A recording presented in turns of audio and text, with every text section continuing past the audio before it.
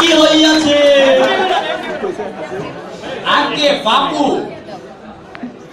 কারো লুটপাতিতে তো হাত দেই নাই, কারো খাতা দেখিয়া কপি করিয়াছি বলেও মনে পড়িতেছে না, প্রক্সিও তো দিলাম না। তাহলে আমাকে এই খোয়ারেই পুরিলে কেন? দুইবার রিয়েড়ি তো খাইয়াছি নাকি? দুইবার রিয়েট খাওয়ার পরেও এর কোনো লজ্জা নাই। দেখুন দেখুন, লজ্জা কি আমার একলা? যারা আমাকে রিয়েট খাইবার জুগার যন্ত্র করিয়াছে তাদেরও তো কিঞ্চিৎ লজ্জা থাকা বাদ দিয়া নাম দিবাতে ধম দেখি বলিয়া ফেল। নাম তো প্রথমেই শুনিয়াছি, অধমের নাম শ্রীযুক্ত কমলাকান্ত চক্রবর্তী। আর ডিপার্টমেন্ট পরিসংখ্যান, প্রাণ পরিসংখ্যান, তথ্য পরিসংখ্যান। আর হোম ডিস্ট্রিক্ট দিয়া আদালতের কি হইল? লেখিয়াল বঙ্গদেশের সন্তান আমি, বর্তমানে ঢাকা বিশ্ববিদ্যালয়ের আবাসিক ছাত্র।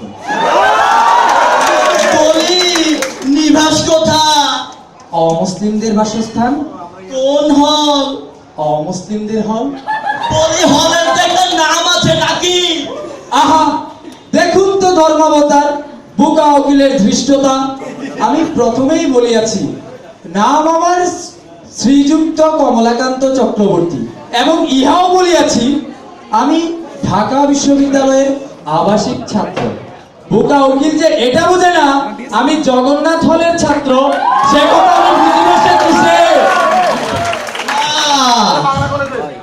তা রিয়েট কেন খাইতে গেলা? এমন ভাবে বলিতেছেন যেন ইহা আমি শখ করিয়া খাইয়াছি। তো কোনবারেরটা বলিব, প্রথমবার না দ্বিতীয়বার? প্রথম খেলা দিয়েই শুরু করো। প্রথমবার আমি কিছু ছাত্রী টিউশনই করিয়াছি, অল্প বিস্তর রাজনীতিও করিয়াছি। তারপর এই ধরুন গান, বাজনা, নাচ, আড্ডা, ফিল্ম সোসাইটি কিছুই বাদ রাখি না। তারপর পাটা কেমন ফসকায়া গেল। পাটা কিভাবে ফসকাইলো? আসলে আমি এক মনুষ্য মায়ানাগিনীর প্রেমে পড়ে। তুমি দেখিয়া প্রেমে পড়িয়াছিলা? আহা, কার্জনের বারান্দায় সে কি ঝাঁকুনি!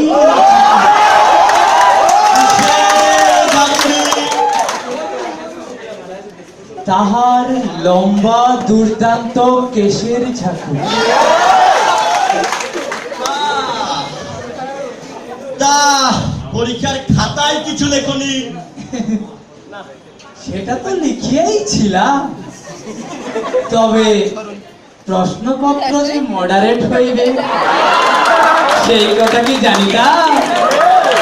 পরীক্ষা শেষ হইবার পর খাতা একজনে কাটিল না দুইজনে কাটিল, একজন পার্সিয়াল মার্কিং করিল তো আরেকজন করিল না, সেই কথা কি জানিতাম? তাহলে তুমি বলিতে চাচ্ছ রিয়েট খাইবার পিছনে তোমার কোনো দোষ নাই? না না না না উকিল মশাই, দোষ সবই আমার, তবে সিস্টেমেরও তো কিঞ্চিত দায়ভার থেকে যায়। তার দ্বিতীয়বারও কি একই কায়দায় ফেল করিয়াছিলে? দ্বিতীয়বার তো আমি চুপ করিয়াই ছিলাম। একটু ব্যাখ্যা করিবে? প্রথম বর্ষ পরে দ্বিতীয় বর্ষে ক্লাস শুরু করিয়াছিলাম, কিছু ইনকোর্সও দিয়াছিলাম। তারপর গ্রীষ্ম শেষ হইয়া হেমন্ত আসিল, আম পাকিল, জাম পাকিল, লিচু পাকিল বটে, কিন্তু ফলাফল আর বাহির হইল না।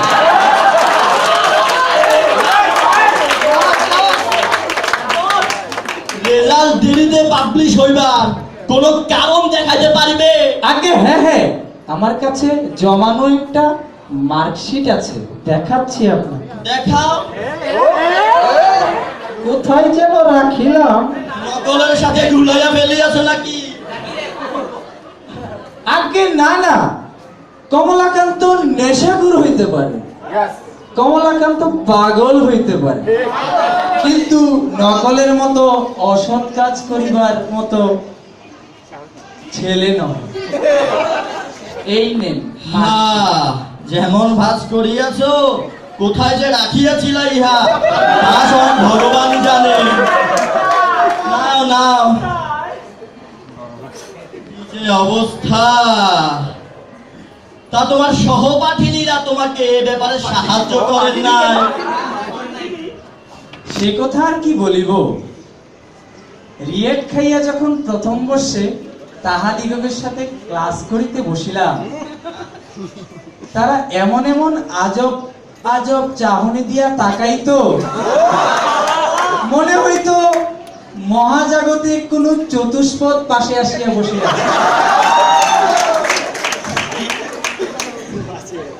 তারপর সে অনেক কথা।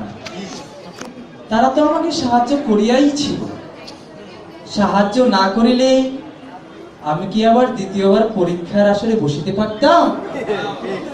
যারা আমাকে সেই ব্যাপারে সাহায্য করিয়াছে তাহাদের জন্য রইল আমার অন্তরের অন্তঃস্থল থেকে অকৃত্রিম ভালোবাসা। সে যাহাই হোক, তোমার সব কথাই শুনিলাম। তোমার রায় রেজিস্ট্রার বিল্ডিং হইতে দফা হইয়া আসিতে 15-20 দিন সময় লাগিবে। তবে সবকিছু দেখিয়া আমি যা বুঝিলাম, তোমার ছাত্রত্ব চলিয়া যাইবে। আমার আর বিশেষ কিছু বলিবার নাই। তোমার যদি কিছু বলিবার থাকে তুমি বলিতে পারো। আমি চলিলাম, তবে যাইবার আগে একখানা সেলফি তুলিয়া।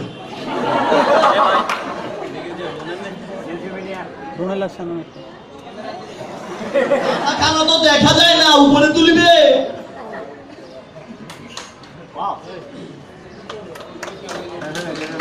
মনের শিকল যাহার চূড়ান্ত ভাবে বাঁধিয়া রহিয়াছে, তাহার আর ছাত্রত্ব কিসের? স্কুল কলেজে যখন পড়িতাম লোকমুখে শুনিয়াছিলাম গুরু তপস্যা বৃত্তি সম, অর্থাৎ শিক্ষকগণ বাবার মতো। বিশ্ববিদ্যালয় জীবনে আসিয়া মনে হয় তাহারা বাবা বটে, তবে তাহাদের উচিত আমাদের মতো হাজারো কমলকান্তদেরকে দূরে ঠেলিয়া বুকে টানিয়া নেওয়া।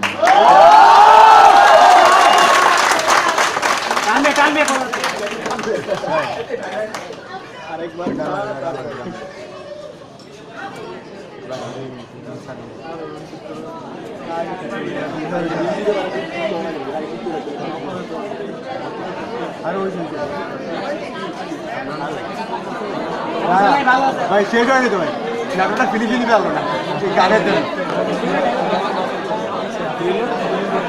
আমাদের